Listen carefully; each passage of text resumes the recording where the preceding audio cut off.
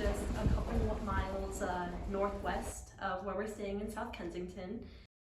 So we actually got there by leaving from St. Paul's Cathedral. So we walked from there just over to St. Paul Station, and from there we took the Central Line to Tottenham Court Road. And then from Tottenham Court Road, we took the Northern Line to the Camden Town Station, and that's how we rode. And getting back, we took the Northern Line from Camden Town Station to Leicester Square, where we transferred to the Piccadilly line and took that the rest of the way to Gloucester Road, which is very close to where I live. My goal when going to Camden Town was pretty much to just not get myself super lost and not use Google Maps any of the time, obviously. I also wanted to find some pretty cool places and experience new things that I maybe otherwise would not have. The first stop was Camden Lock Market, which we explored for a very long time, as it's quite large and there's multiple different entrances, mazes of different stores and shops and cafes and food trucks. It was really interesting to see all of that. And then after that, we found ourselves walking further down into Camden Town, and there wasn't really anything down there, so we turned back and found a road to the wharf.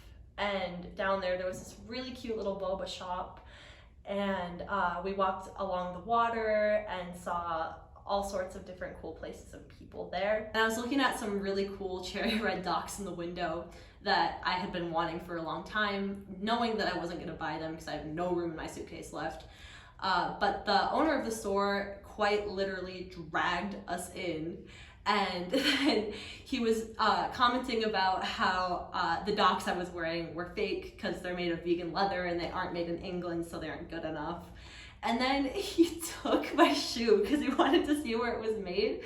And so I was literally left with one shoe for multiple minutes while he took it to the back and inspected it so that he could tell where it was made in the middle of the store in public. So that was great.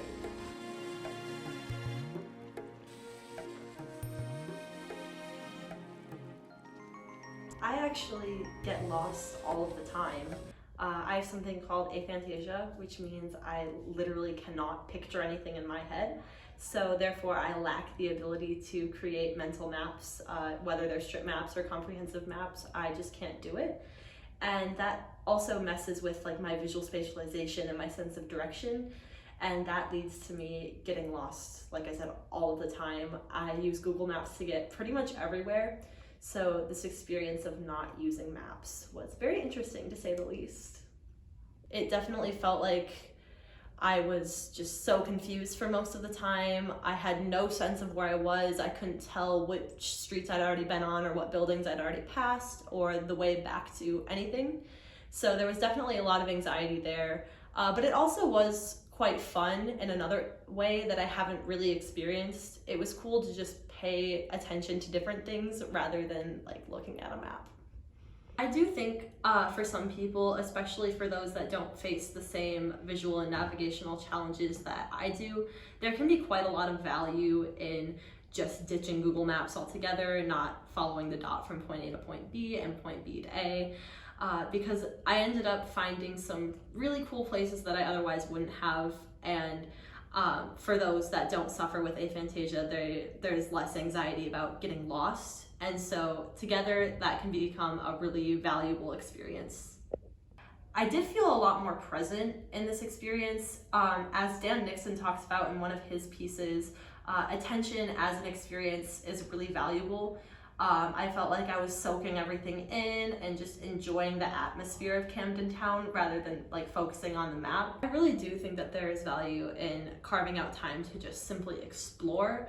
Like Dan Nixon said in his piece, attention as an experience can be much more valuable considering that most of our attention is driven into work or school or family or other things, and just taking time to simply be in an environment can have a lot of good value and create a lot of new and unique experiences that otherwise we don't get all the time.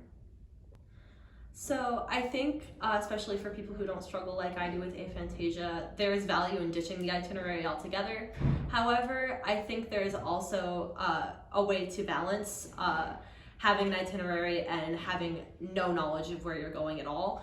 I think a great solution can be to do some research on the place you're going to beforehand, figure out what's there, what's not, what's the general atmosphere, maybe glance over some directions if you need to, but then sort of don't look at that when you go on the actual trip, and just try to experience and enjoy and be present as much as you can, because that can lead to some really cool things. So even after this trip to Camden town, I definitely could not find my way back or around the area that I was in. I did not gain the procedural memory of going through the place because of my sense of direction being so impacted by aphantasia. And since I don't have any visual memory, I'm still reliant on declarative memory that comes from like phones and maps and the internet, that Barclay Graham discusses in The Knowledge. He says that there's value in not being reliant on declarative memory. However, because the way my condition impacts me the way it does, I still am super reliant on it, and that